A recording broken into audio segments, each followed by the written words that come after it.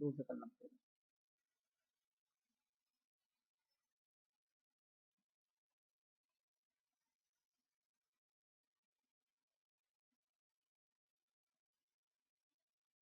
प्रिय विद्यार्थियों, सबसे पहले 12th पास करने पर आप सभी को बहुत बहुत बधाई, और सभी अभिभावकों को भी बहुत बहुत बधाई जो कि बच्चों की मेहनत के साथ रहे हैं। उन्होंने भी पूरी मेहनत करी है। अब इस कोरोना काल में एक नया परिवर्तन और हुआ है कि 1 अगस्त 2020 से नेशनल एजुकेशन पॉलिसी 2020 लागू की गई है, जिसके अंतर्गत उच्च शिक्षा में बहुत से परिवर्तन आए हैं। यानी जिस प्रकार से अभिभावकों ने, पेरेंट्स ने अपने समय में उच्च शिक्षा प्राप्त की थी 12th के बाद, अब उसमें कुछ परिवर्तन आए हैं, और इस वीडियो में हम उन परिवर्तन के बारे में डिस्कस करेंगे कि क्या वो परिवर्तन हमारे लिए फायदेमंद हैं या नुकसानदायक। अगर हम पिछली एजुकेशन पॉलिसी से कंपेयर करें तो ये जो परिवर्तन आते हैं, ये परिवर्तन से हमें क्या फायदा होगा और या हमें क्या नुकसान होगा। ओवरऑल नई शिक्षा नीति में क्या चीजें हैं जिसकी वजह से उच्च शिक्षा में क्या क्या बदलाव आएंगे। तो ये नई शिक्षा नीति स्कूलिंग लेवल पर, प्राइमरी पर और उच्च शिक्षा दोनों में लागू है। इसके अलावा प्रौढ़ शिक्षा और बहुत बड़े लेवल पर इस एजुकेशन पॉलिसी को विभिन्न शिक्षाविदों, विभिन्न टीचरों और स्टूडेंटों, विभिन्न प्रकार की संस्थाओं के परामर्श के द्वारा, उसके पश्चात बहुत गहन अध्ययन के बाद बनाया गया है।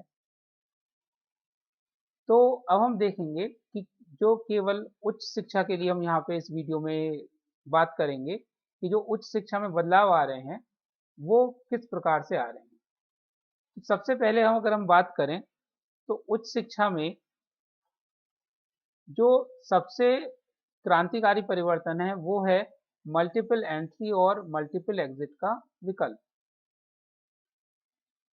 जो कि पहले नहीं था। आखिर ये मल्टीपल एंट्री और मल्टीपल एग्जिट क्या होता है? अगर हम उच्च शिक्षा के संदर्भ में बात करें तो मल्टीपल एंट्री और मल्टीपल एग्जिट क्या होता है, अब हम उसके बारे में थोड़ा सा विचार करेंगे। तो नई शिक्षा नीति में क्या किया गया है, अब स्टेप बाय स्टेप उसे हम देखते हैं कि छात्रों ने 12th पास कर लिया, अब उसके बाद वो उच्च शिक्षा में जाना चाहते हैं। अब ये उच्च शिक्षा चाहे तो एकेडमिक हो सकती है या प्रोफेशनल हो सकती है या वोकेशनल हो सकती है, किसी भी प्रकार की हो सकती है। तो अगर वो 12th के बाद उच्च शिक्षा में जाना चाहते हैं तो पहले उन्हें क्या करना होता था कि ग्रेजुएशन की डिग्री लेनी होती थी, और उसके लिए उनका सिलेक्शन या तो मेरिट के बेस पर होता था या किसी एंट्रेंस टेस्ट के बेस पर होता था, जो कि अलग अलग संस्थाएं अपना अपना कंडक्ट कराती थी।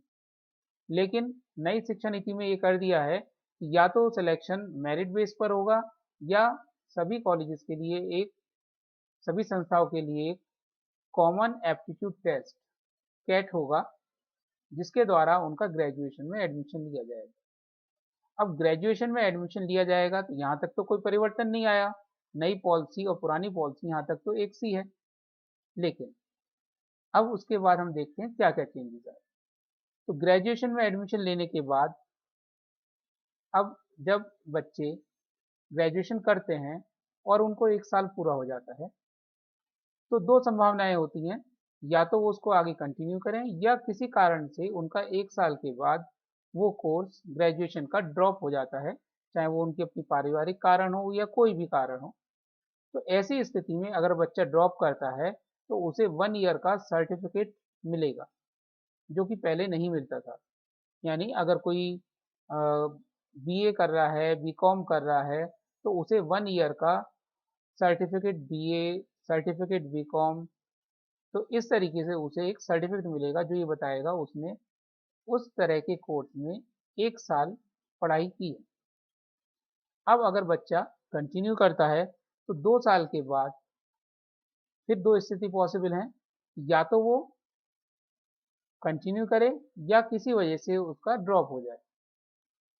अगर वो कंटिन्यू करता है तो 3rd ईयर में जाएगा, और अगर वो किसी वजह से ड्रॉप करता है तो उसको उस डिग्री का, ग्रेजुएशन डिग्री का डिप्लोमा मिलेगा। जैसे diploma in BCom, diploma in BA, इस प्रकार से उसको 2 ईयर का डिप्लोमा मिल जाएगा। और अगर वो 3 साल पूरे करता है तो उसको कंप्लीट ग्रेजुएशन की डिग्री मिलेगी। तो इस प्रकार से हम यहाँ देखते हैं कि ग्रेजुएशन करने के लिए उसके पास मल्टीपल एग्जिट का विकल्प है।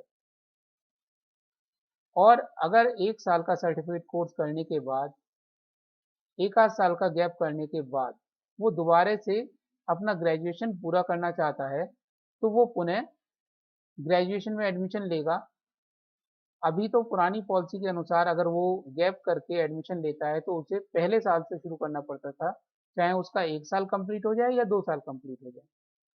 लेकिन अब अगर उसका 1 साल कंप्लीट है तो डायरेक्ट वो सेकेंड ईयर में एडमिशन ले सकता है, और अगर 2 साल कंप्लीट है तो वो डायरेक्ट वो 3 साल, तीसरे साल में एडमिशन ले सकता है। तो ये हुआ मल्टीपल एंट्री। इस प्रकार से एक ही कोर्स में वो मल्टीपल एग्जिट या मल्टीपल एंट्री कर सकता है। अब अगर कोई बच्चा प्री डिटरमाइंड है कि उसको और हायर एजुकेशन में जाना है, तो ग्रेजुएशन में वो ज्वाइन कर सकता है 4 ईयर की डिग्री विद रिसर्च। यानी कि अगर वो 4 साल वर्क करता है ग्रेजुएशन में, तो उसको जो डिग्री मिलेगी उसमें एक 4th ईयर में एक रिसर्च प्रोजेक्ट करना पड़ेगा, और जो कि उसकी डिग्री में मेंशन होगा। तो जो बच्चे प्री डिटरमाइंड है कि उन्हें हायर एजुकेशन में जाना है, पीएचडी करनी है या और आगे एकेडमिक रूप से रिसर्च करनी है, तो उनके लिए 4 ईयर का डिग्री विद रिसर्च प्रोग्राम रहेगा। अब इस तरीके से बच्चा अपना ग्रेजुएशन की डिग्री कर सकता है। उसके बाद बात आती है कि मान लीजिए उसने डिग्री तो कर ली, अब उसे ये लगता है कि अब उसे आगे पढ़ना चाहिए, क्योंकि ज़रूरी नहीं है 12th पास करने के बाद बच्चा ये डिसाइड कर पाए कि उसे कहाँ तक पढ़ना है। उसे केवल ग्रेजुएशन करनी है, उसके बाद कोई जॉब करनी है, या एकेडमिक लाइन में ही अपना करियर बनाना है। तो अगर वो डिसाइड करता है अब 3 साल के बाद कि भाई मुझे अब आगे और पढ़ना है, तो उसके बाद वो सीधे पोस्ट ग्रेजुएशन ज्वाइन कर सकता है। जैसे कि पुरानी शिक्षा नीति में भी था, ये चीज़ सेम है। पुरानी शिक्षा नीति में अगर वो 3 साल की ग्रेजुएशन के बाद सीधे 2 ईयर पीजी का कोर्स ज्वाइन कर सकता है। और जो बच्चे 4 ईयर डिग्री विद रिसर्च करते हैं, उनको आगे पढ़ना ही है, क्योंकि उन्होंने तभी रिसर्च वर्क ज्वाइन किया था। तो अगर अब वो पीजी में एडमिशन लेंगे तो उनके 2 साल नहीं लगेंगे, बल्कि उनका 1 ईयर पीजी कोर्स होगा। अल्टीमेटली ग्रेजुएशन से लेकर पोस्ट ग्रेजुएशन पूरा करने के कुल मिला के 3 साल इधर और 2 साल ये, कुल मिला के 5 साल ही लगेंगे। यानी समय तो उतना ही लगेगा जितना कि पुरानी शिक्षा नीति में लगता था, लेकिन अब मल्टीपल एंट्री और मल्टीपल एग्जिट के विकल्प बच्चों के लिए हैं, जिससे उनको फायदा होगा, और समय समय पर वो अपने को जज कर पाएंगे कि उन्हें क्या करना है। कोई बच्चा शुरू से ही 12th पास से ही प्री डिटरमाइंड है कि भाई मुझे तो केवल रिसर्च ही करना है, तो वो इन ऑप्शनों पर जाने की बजाय, अपने को डाइवर्ट करने की बजाय 12th के बाद से ही सीधा 5 year PG integrated course join कर सकता है, जिसमें उसकी ग्रेजुएशन और पीजी दोनों की पढ़ाई कराई जाएगी, और अल्टीमेटली 5 साल के बाद वो पीजी करके निकलेगा। और जितने भी पोस्ट ग्रेजुएशन है, चाहे वो किसी भी मेथड से किया जाए, सबका अल्टीमेट गोल होता है उसके बाद रिसर्च वर्क करना। और इसके बाद वो लोग, वो बच्चे सीधे पीएचडी कर सकते हैं, रिसर्च कर सकते हैं।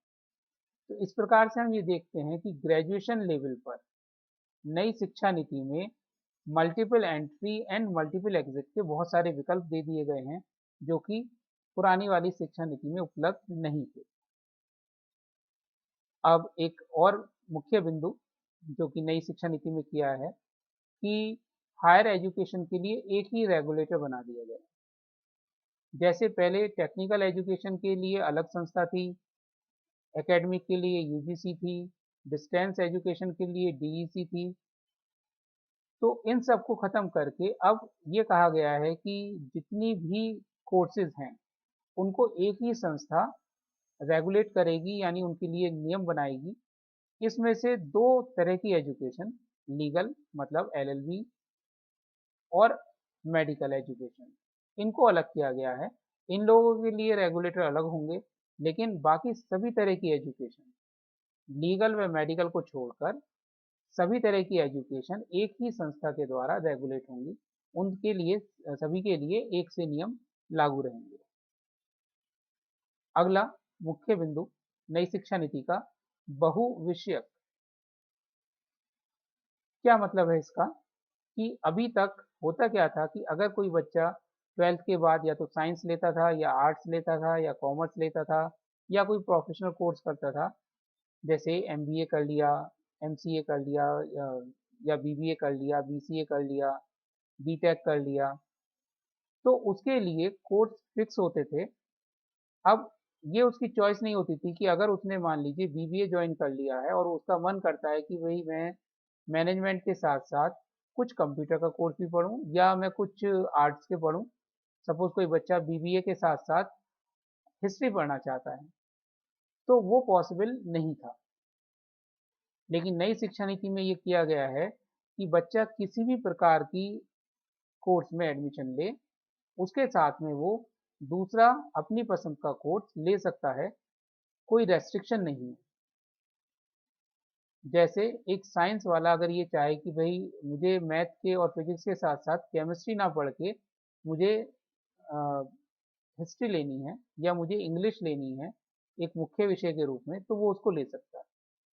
इस तरह की फैसिलिटी पिछली शिक्षा नीति में नहीं थी। अगला बिंदु जो कि उच्च शिक्षा में लागू होगा नई शिक्षा नीति के द्वारा, कि आप लोगों ने सुना होगा कि कुछ प्रोफेशनल कोर्सेज में छात्रों को समर ब्रेक में इंटर्नशिप करनी होती थी, जिससे कि वो अपने वोकेशनल कोर्सेज की नॉलेज ले सकें, इंडस्ट्री में जा सकें और एक प्रैक्टिकल नॉलेज ले सकें। और बाकी जो कोर्सेज होते थे, जो आपके एकेडमिक कोर्सेज होते थे, उनमें ये सुविधाएं नहीं होती थी। लेकिन नई शिक्षा नीति में कहा गया है कि ज़्यादातर कोर्सों में इंटर्नशिप की फैसिलिटी प्रोवाइड की जाए, यानी बच्चे जो पढ़ें उसको समाज में जाकर, इंडस्ट्री में जाकर उसको देखें कि किस प्रकार से उनका उनकी शिक्षा का इस्तेमाल हो रहा है, जिससे कि भविष्य में उनका कैरियर उज्जवल हो सके।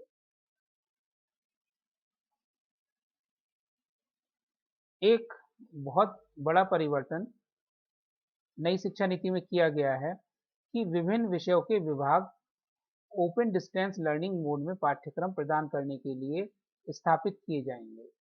क्या मतलब है इसका? कि अभी तक तो आपने सुना है कि डिफरेंट टाइप के इंस्टीट्यूट्स होते हैं, जैसे आईआईटी, आईआईएम, जो कि एक पर्टिकुलर कोर्स को कराते हैं और उसमें उनको महारत हासिल होती है।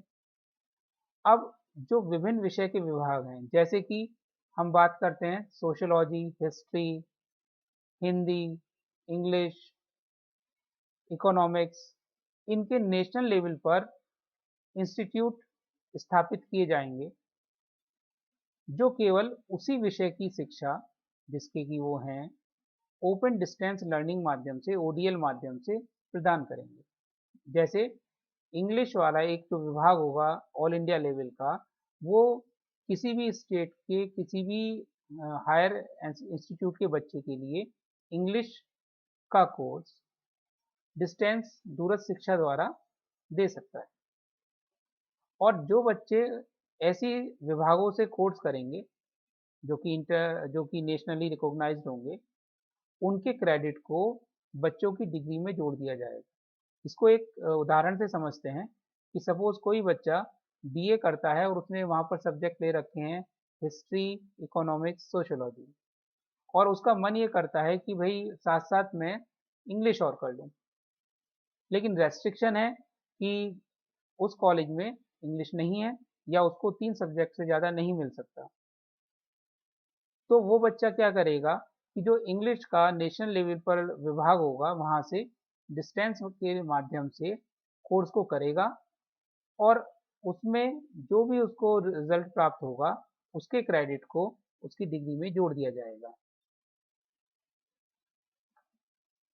अगला बिंदु है कि बच्चे जो इस तरीके से ऑनलाइन कोर्स करेंगे या दूरस्थ शिक्षा से जो कोर्स करेंगे उसका रिकॉर्ड कौन रखेगा? उसको चेक कौन करेगा कि वाक़ई बच्चों ने ये कोर्स किए हैं या नहीं किए हैं और क्या उनकी स्थिति है?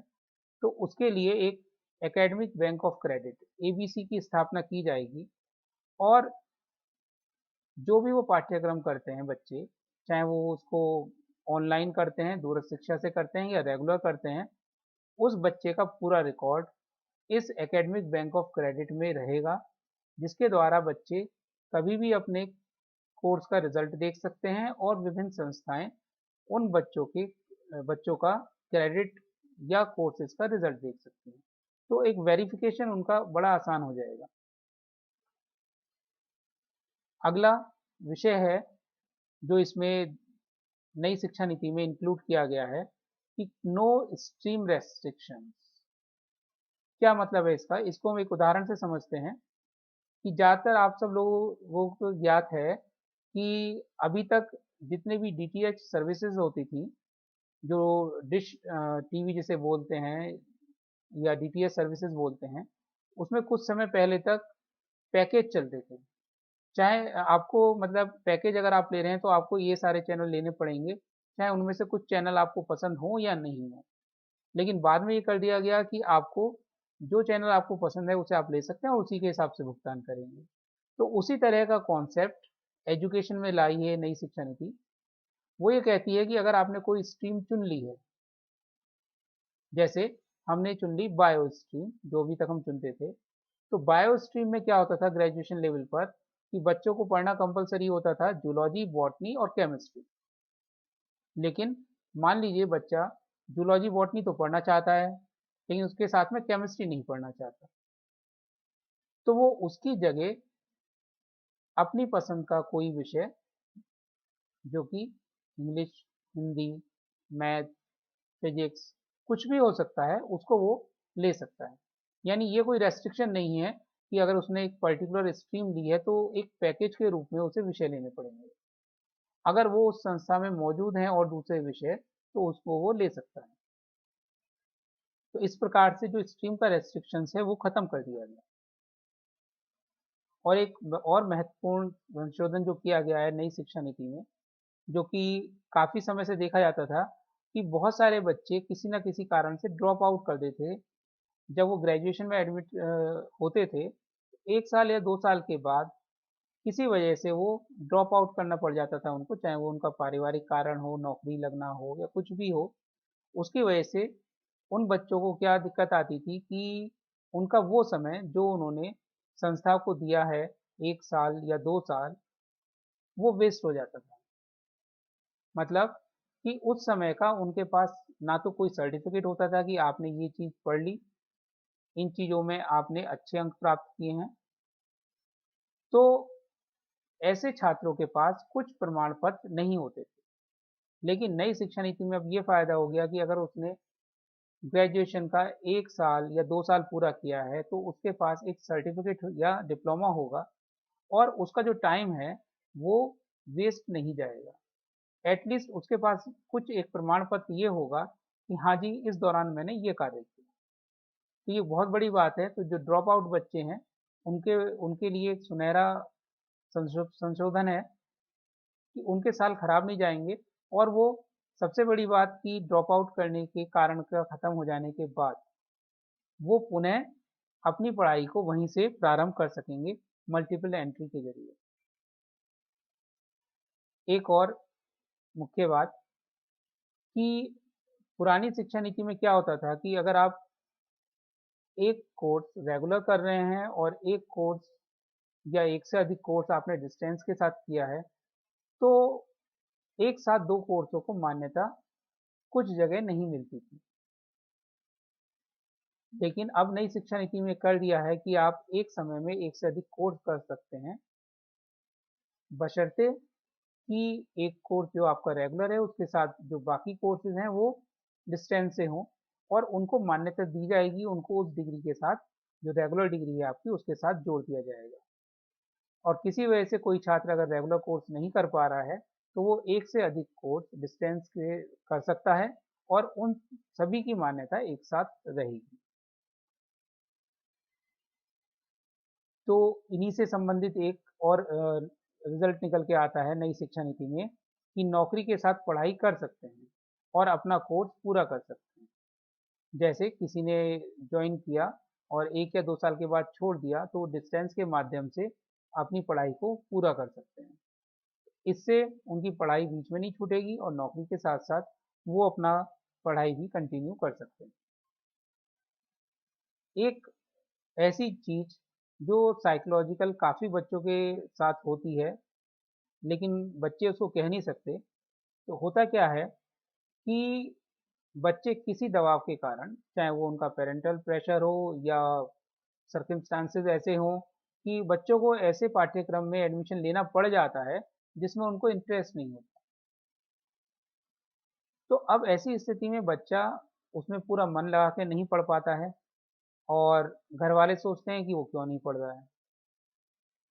बच्चे का दिमाग कहीं और जाता है, लेकिन उसे पढ़ना कुछ पड़ता है। तो नई शिक्षा नीति में भी इस चीज़ का ध्यान रखा है कि अगर उसने किसी वजह से ऐसे पाठ्यक्रम में एडमिशन ले ही लिया है, जो उसके इंटरेस्ट का नहीं है, तो वो थोड़ी-सी एक्स्ट्रा मेहनत अगर वो करेगा, अगर वो कुछ एक्स्ट्रा एफर्ट करेगा, तो अपने इंटरेस्ट का पाठ्यक्रम डिस्टेंस के माध्यम से कर सकेगा और वो पाठ्यक्रम भी उसकी डिग्री के साथ उतनी ही वैलिडिटी रखेगा। ऐसा नहीं है कि उसको वो चीज़ पढ़ने के लिए, उस सब्जेक्ट को पढ़ने के लिए, उस कोर्स को पढ़ने के लिए अलग से समय देना पड़ेगा। तो वो उस पाठ्यक्रम को पढ़कर अपना इंटरेस्ट को भी बनाए रखेगा और जिस पाठ्यक्रम में उसने एडमिशन ले लिया है, उसको भी कर सकता है। तो ये काफ़ी बच्चों को ऐसा होता है कि वो कह नहीं पाते हैं, लेकिन उनके लिए नई शिक्षा नीति में ये किया गया है, जो कि बहुत संतोषजनक है और समझते हैं कि बच्चों को इससे बहुत फ़ायदा होगा। तो इस प्रकार से हम देखते हैं कि जो नई शिक्षा नीति है, उसमें ज़्यादातर फ़ायदे ही हैं क्योंकि ये जो शिक्षा नीति है, बहुत सोच समझकर, बहुत समय लेकर बनाई गई है और इससे सभी छात्रों को भी और उनके अभिभावकों को भी फ़ायदा होगा। आप सभी का बहुत-बहुत धन्यवाद। इसी प्रकार की अगर आपको सूचना चाहिए तो मैं अगले विषय पर अपने यूट्यूब चैनल पर वीडियो प्रसारित करूँगा। आप सभी का जुड़ने का बहुत-बहुत धन्यवाद।